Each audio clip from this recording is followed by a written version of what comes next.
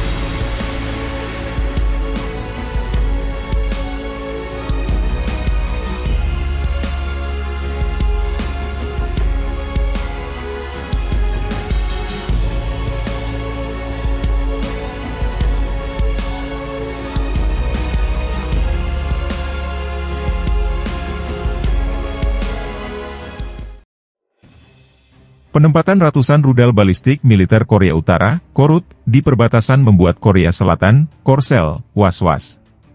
Hal ini disebabkan karena kemampuan senjata pemusnah rezim Kim Jong-un menghancurkan ibu kota Seoul. Rusia melaporkan dalam berita 5 Agustus 2024, di bawah pengawasan langsung Kim Jong-un, sekitar 250 unit kendaraan peluncur rudal balistik diresmikan.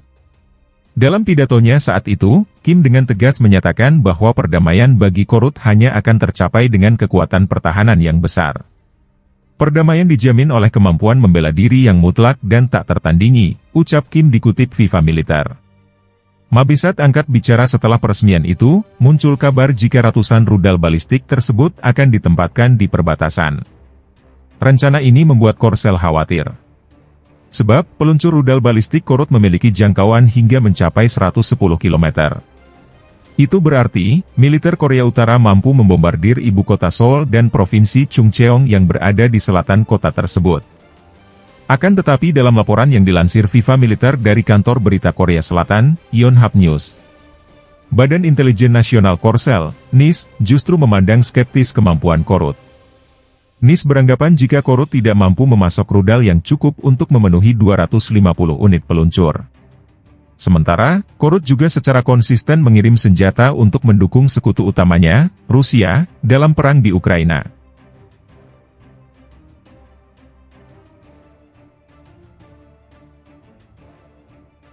Perang nuklir pecah di Eropa, NATO siagakan 5.000 brigade lapis baja di perbatasan Rusia, Putin temui pimpinan militer Muslim Chechnya. NATO mengerahkan brigade lapis baja berkekuatan 5.000 personil di dekat perbatasan Finlandia dengan Rusia untuk mencegah ancaman eksternal, menurut laporan Iltalehti. NATO dan pemerintah telah menyimpulkan bahwa Finlandia membutuhkan kehadiran tentara dari negara-negara NATO di wilayahnya untuk memperkuat pencegahan dari Rusia. Brigade baru NATO akan dibentuk dan ditempatkan di Mikkeli, yang terletak di dekat perbatasan dengan Rusia. Untuk memimpin militer baru, markas besar NATO sedang dibangun, yang akan berada di bawah markas besar aliansi di Norfolk, AS. Persiapan untuk pendirian markas besar telah berlangsung sejak musim semi lalu. Khususnya, Laksamana Muda Tim Henry, wakil komandan markas besar operasi gabungan NATO di Norfolk, mengunjungi Mikkeli. Selama kunjungan tersebut, Harry mengatakan bahwa NATO ingin menyampaikan pesan langsung kepada Rusia dan melakukannya secara terbuka. Ia menekankan bahwa aliansi sangat jelas dalam posisinya, dengan mengatakan bahwa Rusia merupakan ancaman bagi kawasan Euro-Atlantik. Brigade lapis baja tersebut akan bergabung dengan tentara Swedia dan Norwegia.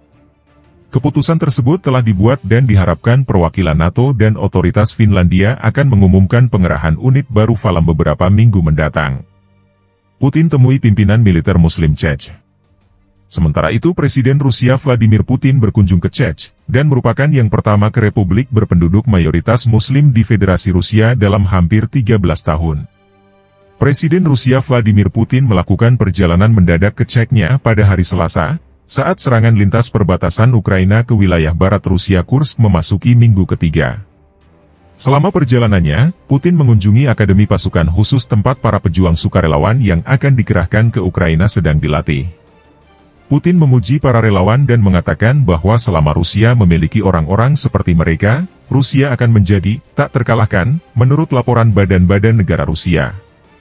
Lebih dari 47.000 pejuang, termasuk sukarelawan, telah berlatih di fasilitas tersebut sejak Moskow memulai invasi skala penuh ke Ukraina pada Februari 2022, menurut posting Telegram yang dibuat oleh Kadyrov.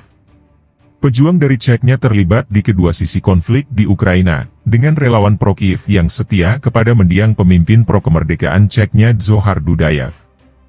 Upaya Chechnya untuk merdeka setelah runtuhnya Uni Soviet menyebabkan perang bertahun-tahun dengan pasukan pemerintah Rusia, dan Rusia akhirnya memulihkan kontrol federal atas wilayah tersebut dalam Perang Chechnya kedua antara tahun 1999 dan 2009. Setibanya di Chechnya, Putin disambut oleh pemimpin Chechnya Ramzan Kadyrov, yang mengucapkan terima kasih kepada pemimpin Rusia atas kunjungannya. Kami telah menunggu Anda selama 13 tahun. Dan saya tahu Anda memiliki banyak masalah, isu-isu yang Anda tangani secara manual, termasuk Republik kami, kata Kadyrov.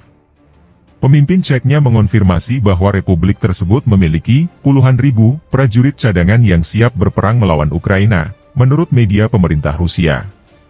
Tidak jelas apakah salah satu dari pejuang ini akan dipanggil untuk membantu pertempuran melawan pasukan Ukraina di wilayah Kursk, tempat Kiev melancarkan serangan mendadak awal bulan ini yang mengejutkan Moskow.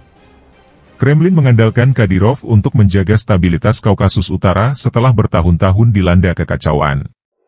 Meskipun Kadyrov dikritik karena melakukan pembunuhan di luar hukum, penyiksaan, dan membungkam para pembangkang, otoritas Rusia telah menghalangi tuntutan untuk melakukan penyelidikan. Sebelum mengunjungi Chechnya, Putin melakukan perjalanan ke Beslan di Provinsi Kaukasus Osetia Utara. Putin melakukan pertemuan pertamanya dalam hampir 2 dekade dengan para ibu dari anak-anak yang terbunuh dalam serangan sekolah tahun 2004 yang diklaim oleh militan Islam yang menewaskan lebih dari 330 orang. Di sana, pemimpin Rusia mengecam serangan Kiev ke Kursk, dan berjanji untuk menghukum Ukraina atas tindakannya.